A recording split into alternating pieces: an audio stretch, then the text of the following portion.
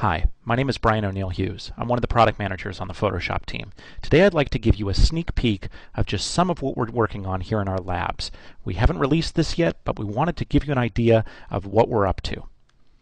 Here's an image we shot for a client, and it looked great when we took it, but in looking at it a little more closely now, we realized that we've got some lens flare here, and there are a couple of pieces of trash on the ground. And of course, this is the one they've chosen for print, so we realized that we really need to give it some scrutiny and clean up some of the trash and the distracting elements in the image.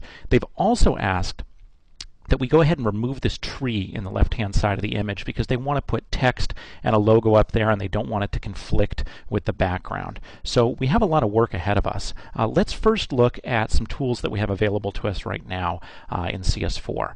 Spot Healing Brush is a really great tool, but if I were to try to use it on something like this, you see I pick up artifacts from the background. And if I try to cross a shadow, like this right here, same thing. Doesn't really behave the way I would like it to. So you'll notice that we have a new content-aware option here. And I can come through here, and we can just pull these out really quickly and easily. Don't have to spend a lot of time.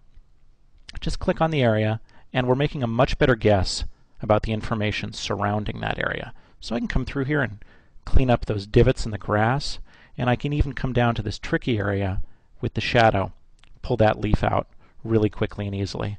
Over here, take that out,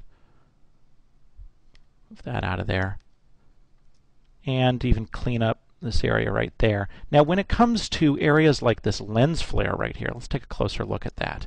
If you've ever tried to remove this manually, you know this is really time consuming and problematic because you essentially have to go in and stitch the fabric and build the bench, change the color and tone of it.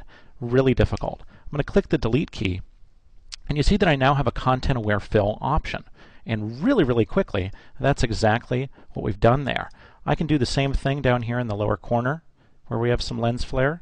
Just make a loose selection, click delete, and we'll fill in that area. Now let's talk about that tree.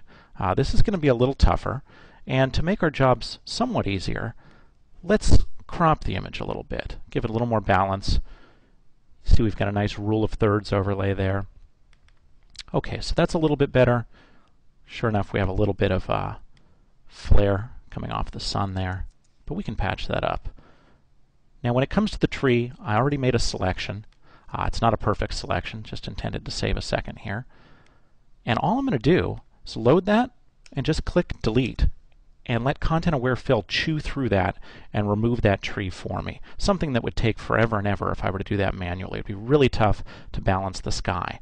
So in just a single click of the mouse, we got really far with that. I can reselect that area, choose to clean it up a little bit more by running content-aware fill on it, and you can see really quickly we've removed our lens flare, we've taken a bunch of trash off the ground, we've removed a couple of poles, and we took out that whole tree.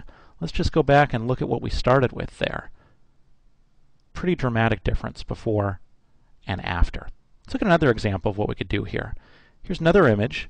This one for a website, and they like the wide format of the image, but they've asked us for an image with and without the road. Now, of course, we don't have that. We only have the road that we drove out on. But let's see what content-aware fill can give us. Hopefully a starting point where we just have desert, and then we can go back and tune that up a little bit. So we're just going to let it chew through that road and put a desert over there. Excellent, great start. In fact, looks really nice. We'll just go around and touch that up a bit and we'd be done. Last example I want to show you. I've got 5 images from the same trip. I've made a panorama of them. I love the image, I love the sky, but the biggest problem is I've got this misshaped edge and I need to fill that in. And this can be really tricky and it's a really common problem. So I'm just going to lean on my old magic wand tool. Again, click delete and ask content-aware fill to look all around the edges of the image and build out the sky and build out the foreground and the bushes and the mountains. And as we watch the progress bar race across there, just imagine how long it would take for you to do this manually with today's tools. It would be virtually impossible, and if you did do it, it would take a really long time. So let's see what we come up with here. There you go.